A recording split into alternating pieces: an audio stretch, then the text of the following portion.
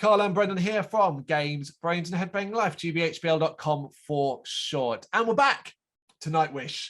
Our second rodeo with the band in the track by tracks, I believe, which is coincidental because it's also their second studio album, Oceanborn, by the Finnish symphonic metal band. It should need no introduction. Released in Finland by Spinefarm Records on the 7th of December 1998, and in the spring of 1999 worldwide, because that classic days of separating an album release 3 months between the fucking countries, because that's how you beat piracy, isn't it, idiots? It was released by Drakkar Entertainment in the rest of Europe and by Toy Factory in Japan. And it's the first album with bassist Sami Vanska. So one of the more interesting things about Brendan's choice about this was, when he sent it over, I went, all right, cool, Nightwish, Oceanborn. Then I looked at the track listing and I went, have I ever listened to this album? Ever? And going through it, barring one track, I didn't recognize any of it. And that was a real shock to me because I've given Nightwish a ton of time, but apparently this one has passed me by. That's quite interesting, really. Do you know what else is quite interesting? Like, obviously, from people who watch the videos on previous track by tracks, like when we look at things like that, Il Nino and stuff like that, that was all stuff that was out like in 2001, 2, 3, 4, that sort of time. Yep. This album was out before it. Yeah. But I never heard this back then. Like, I know this album inside out. This is my favorite Nightwish album, which is why I chose it. Don't get me wrong, my favorite Nightwish songs probably exist, or like my favorite Nightwish song isn't on this album, but as an album overall, this is my favorite. It wasn't the first one I ever heard. Like most people, I listened to Once was the first album I ever heard from Nightwish. Yep. And then I listened backwards, and this is the album that resonated the most with me overall. But I always find it quite interesting that you always, I don't know, in a way it feels like Nightwish came along after the nu metal era. Yeah. Do you know what I mean? But actually this stuff was coming out in the middle of it, but somehow just bypassing me completely. Yeah, it's baffling. They say 98 for the second album. So yeah, okay. I'm fascinated to it was a fascinating experience for me because I do like this band and this is the era of Nightwish I like the most. So we begin with Stargazers. There's a bombastic start that builds up the symphonic power behind this track nicely. I like the impetus drum style right at the forefront of the music. However, this track really takes off when Tarja starts singing. Of course, what a voice she has. It is an epic start that nails what it means to be Nightwish. Yeah, I love this song. I think it's brilliant. Solid intro. It's got weirdly, I don't know if you picked it up as well, but the intro guitars actually, when it kicks in a little bit, sound like the Last of the Mohicans theme. Oh, I did not pick up on that. Which I always loved as well.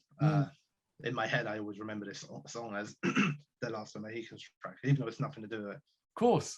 It's got a good pace, great vocals, immense guitar melody on the show. Chorus is that perfect blend of operatic vocals and metal. Instrumental sections are huge. Everything just sounds fucking massive. Slow downs into the folkish fantasy works a treat before coming back for a swirling final chorus solo. That's easily one of my favorite Nightwish songs. Really, one of your favorite Nightwish songs? Absolutely, yeah. Interesting. Okay. Gethsemane. Gethsemane. An eclectic showcase of keys at the start draws me in, but the real hook of this track is how those same keys crop up throughout the track. An exciting rhythm and quality riffs keep this one feeling quite energetic, and I find myself really caught in Nightwish's symphonic power grip here. This is a hit that I never thought I needed before, but now is up there as one of my favorite Nightwish tracks.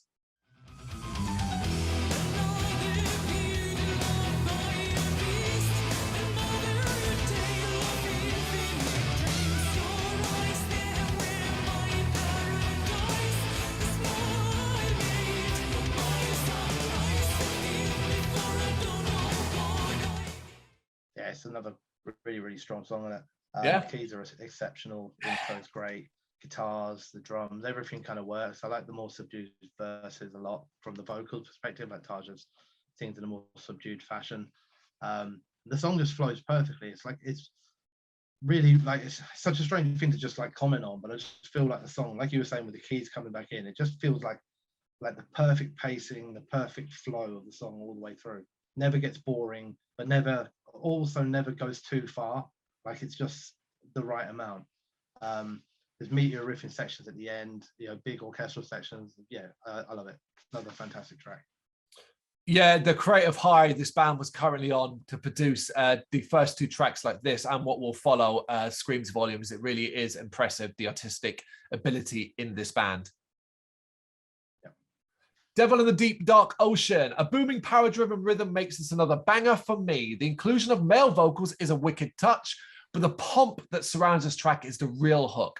I like the twinkly melodies that come up here and there, and the falling off a cliff moment is how I described it in inverted commas. Falling off a cliff moment is very cool. Yeah, it's a bit of an. I like this song too. I mean, there's not much on this album that I don't like. Yeah. Because I love some of the songs on it, like then there are songs that I don't love as much, and this would be one of them. While I like a lot of it, I like the heavier riffing, the big booming drums, and I also think the guest vocals add a nice new element. But I also think they're not really required because Nightwish have more than enough elements going on without chucking guests into the fucking mix as well. It's like, oh, we haven't got enough sounds or layers to this song. Let's put more vocals in. I like some of the fantasy styling. It's got quite an odd structure. You know, there are punchy, speedy riffs that you can pretty much headbang nicely along to. You know, so yeah, it's quite a busy song, I think, but I do enjoy it, just not as much as some of the ones I adore on it. Okay. It's cool. It's interesting. Always interesting. Sacrament of Wilderness. Oh, baby, those riffs are solid gold. And this has a nice heavy beat. The touch of theremin, I think it's a theremin I'm hearing, is nice, but it's interesting to hear how wild it gets with those guitar solo jabs. I swear that around the 3 minutes and 13 seconds, so I got it exactly, around that mark, 3:13, they use the sound of Sonic the Hedgehog coming to a sharp halt in the game, which is, if you know that sound, it's the noise he makes. And I was like, no, wait. And I went back and I listened to it again. I was like, that's totally it. 3:13. Go listen to it and tell me if I'm right. I've certainly never noticed it before, but you know, I like this song. It's still not one. It's another one that falls into the camp of not being an absolute favorite. But yep. I think that kind of key synth line stuff at the beginning is pretty cool. It's got a kind of 80s sci-fi feel almost. Another song I enjoy. Good riffs, great drums, wonderful keys and lead guitars. I like the tempo of the song. The vocals obviously are very, very strong. Very, very good. The only thing I did was in the solo, there's a weird tone on the guitar, and I don't like the tone on the guitar. Some weird effect pedal that he switches on, right, just the solo, which I think was unnecessary. But other than that, still very good. Yeah, can't bat 1,000 in it. They're still doing well. Passion and the Opera, a thumping beat, wicked riffing, and Tarja at her strongest. This is operatic grandness that feels epic without having the expected epic length. That's really important for this album, I found overall, is how you expect 10, 15-minute long tracks, and you don't get 10, 15-minute long tracks. Here's a great example. The groove of the metal, the more subtle use of symphony, and operatic range of the vocals makes this an absolute banger.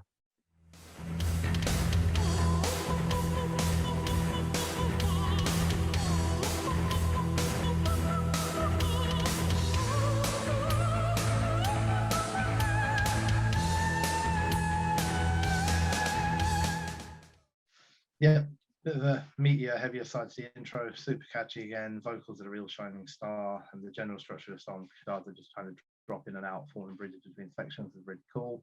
I feel like some of the riffing feels a bit darker than what you've heard before. While I don't personally love it, she does that operatic stretch vocal stuff at the end. Yeah. Which I'm not going to attempt here, but I must admit I've attempted plenty of times in the car. It is fucking immense fun trying to sing along to that. Constantly failing, of course, but super fun. And the only thing I would say with this song is like the ending's a bit of a mess. It's like after she did all that vocal kind of operatic performance, they didn't really know how to close out, so it just kind of turned into a bit of a mess until it ends. I felt. But... Okay. Swan Heart. Talking of operatic vocals, this is all about Tarja's voice, as its heartfelt melody allows her voice to truly soar. It's a very pretty track, not one I particularly loved, but I can appreciate. Yes, it is. It's a beautiful song. Yeah. Beautiful music, beautiful singing, very symphony focused at first. You just kind of feel the emotion pouring out from her voice, leaving you drenched in feeling. It moves from beautiful to epic, and when the drums join in and raise everything up a little bit further, you know, which is always the best thing, a part of a ballad, really. You know, it's like, oh, hopefully the second verse, the guitars and the drums will kick in a little bit. It is, isn't it? Yeah, you're right. Yeah. Solos are perfect for the song, backed with some of the orchestral elements. It's very, very nice, very easy to listen to. Moondance. An energetic start drifts away into the ether. Light melody, subtle keyboard use, and a slow build-up of grandeur thanks to the wood instruments. Before it erupts again, the jig-style melody is fun, but this isn't a track that wows me. Maybe because there are no vocals, aside from occasional group yelps. That's about it. So yeah, this was not a disappointment. Nothing's a disappointment, but just a bit of a, oh, okay, that's fine. Yeah, no, I agree with that. Always felt like, I don't know why, but musically this was like a Russian sort of theme. I don't know why it felt like it. But while it's cool to listen to, there's plenty going on. It's just not a favorite. It's got lots of cool stuff, piano melodies, rolling guitar lines, good drums and interesting ideas. But I just really never liked it when it turned into those backing shots at the end. It always bothered me, you know, and it still does. And then I wrote, you're meant to be an instrumental, shush. Yeah, that's the thing. It's so not fucking needed, is it? And actually, it's such a small thing, but it would have been a much better song with it if they just shut up. Yep, 100% agree. I bet that's what Taja said. That's why he kicked her out of the band. We are only a couple of years away from the problem, so there we go. Yeah. Penultimate track, The Riddler. Back to a more traditional Nightwish song here. This has fantastic melody and the riffs hold up the bulk of it. I think Taja is so strong here. And this is one hell of an infectious listen with layers that make it feel grander than it is. It's a wonderful bout of energy that is downright catchy, which is not a word I would often use for Nightwish, catchy.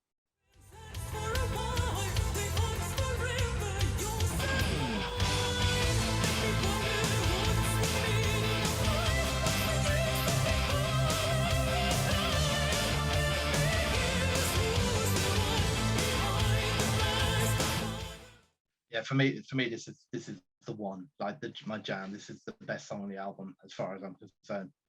One of my top 2 or 3 all-time favorite Nightwish songs as well. It's got everything I love without ever being too much. Catchy tempo, solid drums, good riffs, well-placed symphonic sections and solos, and of course, perfect vocals.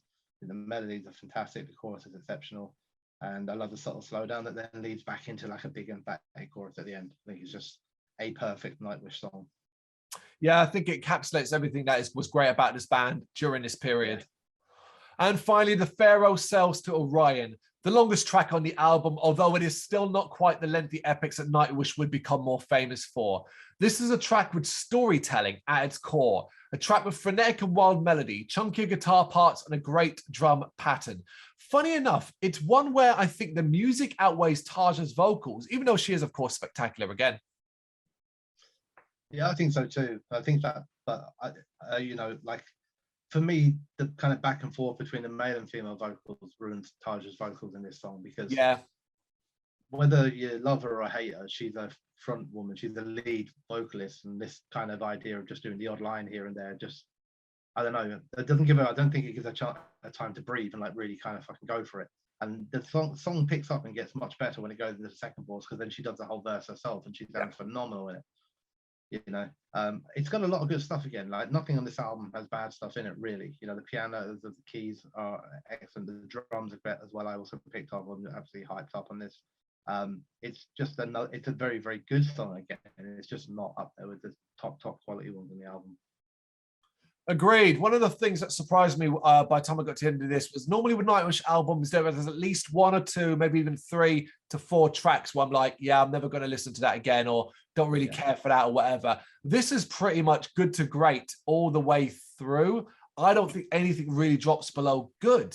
And even the ones that I think are good, it's normally just a small thing where I've been like, that didn't work as well for me and so on. So that was a real surprise going into an album I didn't know that well. Yeah. All right, top 3 tracks. I think we're going to all pretty much work out what they are based upon what you said, but go for it anyway. Oh, we've obviously done different releases of the album. Because on the album that I keep on, that I've had probably since about 2004 or whatever on my music system, there's still 2 more tracks to go. Oh, that's why I was surprised when you were saying, oh, there's nothing on this you wouldn't like avoid, because I was expecting you to go, except for the next one. But it doesn't matter. No, stop. It's me. It is my fault. They're on the back. Penultimate track then, Walking in the Air, the Howard Blake cover. Meh. I have an instant aversion to this track as I really dislike the original and the many covers that I've heard. Yes, Nightwish adds some pomp, but I just can't enjoy this at all. I prefer to listen to this version over all the others I've heard, though. But like, this is just a track that really, it's a cover I didn't need at all. Interestingly, we put almost the exact same thing. This is the only song I actively avoid in the album. It's a cover. It's a very good cover. And if I had to ever listen to any version of this song again, it's this version I would prefer to listen to. True. Especially once it switches to the drums and guitars driving. But I would just prefer rather to just not listen to any version. Yeah, it's that, exactly that. But you can live with it because everything else around it is so good, which brings us to the end and Sleeping Sun. I was expecting something much longer and grander to end the album. So this song is a surprise. It has the lavish Nightwish sound, melody, and incredible singing voice of Tarja, but it is fairly short at 4 minutes and 5 seconds. But it's a nice slice of melodrama that only rocks up just a touch, a nice closer, so I can't really complain. Yeah, so this song was added as part of a re-release a few years later. Really? Okay. Which I think was a phenomenally good fucking move, because otherwise it ended on Walking in the Air. Absolutely. And that would have been a disappointing. I think that would have been I would have been disappointed if that was where it stopped. So I think this is another really, really beautiful song. Very sorrowful, very emotional.